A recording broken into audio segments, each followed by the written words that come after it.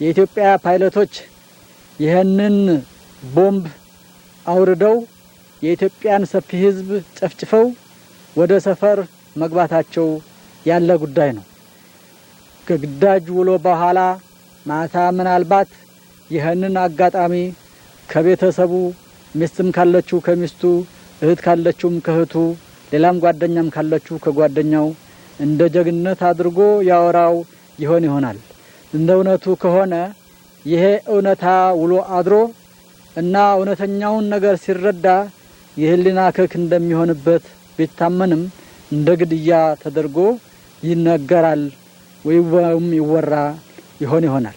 ግን የዚህ ፓይለት ቤተሰብ የዚህ ፓይለት ህፃናት የዚህ ፓይለት ወገን የሆነ በሱ በዚህ አይነት ቦምብ ተጨፍልቆ ህፃናት የሬሳ ጡት ይዘው ሲመገምጉና ወተት ሲያጡ ሲያለቅሱ ቢያይ የእናቶች ጭንቅላት እንደ እምቧይ ተፈጥፍጦ በዚያ ላይ ደማቸው ሲፈስና ውሾች ተሰብስበው ሲለሰው ቢያይ ብዙ እናቶች ተፈይተው ሬሳ በሬሳ ላይ ተነባብሮ ግንብ ፈርሶባቸውና ተነዶባቸው ግማሽ አካላቸው በፈረሰ ግንብ ተሸፍኖ ሲያይ ይህንን ባይኖሮ በእውነት በሰራው ስራ መጸጸት ብቻ ሳይሆን የስብዕናውን የሰውነቱን ህሊናውን በመሳት እብድ እንደሚሆን ነው የሚገምተው። እኔ ይህን ሳይ በእውነቱ የተሰማኝ ነገር ሌላ ነው።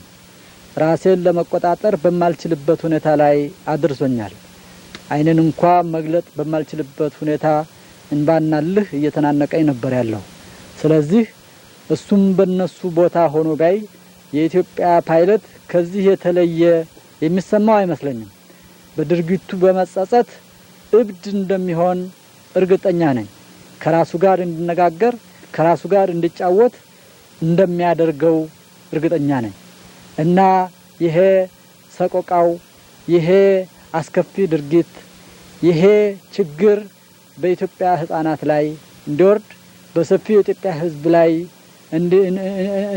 እንዲዘርብ የኢትዮጵያ ሰፊ ህዝብ ከስቃይና ከሰቆቃው እንዳይለይ ያደረገው ማንም አይደለም። ያደረገው ያለው የደርግ ኢሰፓ ስርዓት ነው።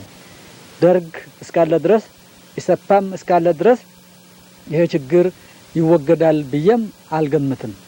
ኢሰፓ እስካለ ድረስ ደርግ እስካለ ድረስ የኢትዮጵያ ፓይለቶች በኢትዮጵያ ሰፊ ህዝብ መንደሮች ላይ በኢትዮጵያ ከተሞች ላይ በኢትዮጵያ ህብረተሰብ ላይ በኢትዮጵያ ህፃናት ላይ የአውሮፕላን ቦምባቸውን ማውረዳቸው የማይቀር ነው።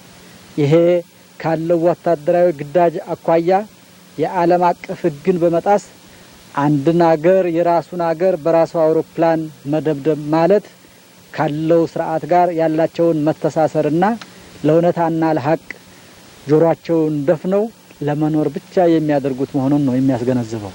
ይሄ እውነታ የሚያዛልቅ አለመሆኑን ግን ከወዲሁ ቢረዱት የተሻለ ነው የሚመስለኝ። ይህን እውነታ ሰፊው የኢትዮጵያ ህዝብ ውሎ አድሮ ሳያወጣው አይቀርም። ከህዝብና ከብርሃን የሚሸሸግ ነገር ምንም የለም። በህዝብ ጫካ ያለን ማንም ሊያወጣው አይችልም። በህዝብ ፊት ያለፈን ማንም ሊስተው አይችልም። በመሆኑም ይህን እውነታ ውሎ አድሮ የኢትዮጵያ ሰፊ ህዝብ ስለሚያውቀውና ይሄ ደግሞ ያለ አግባብ የተፈጸመ መሆኑን ሰፊው የኢትዮጵያ ህዝብ ወደ ፍርድ መድረክ የሚያወጣው በመሆኑም ይህን ድርጊት የፈጸሙ ሁሉ ለዚህ ተጠያቂ እንደሚሆኑ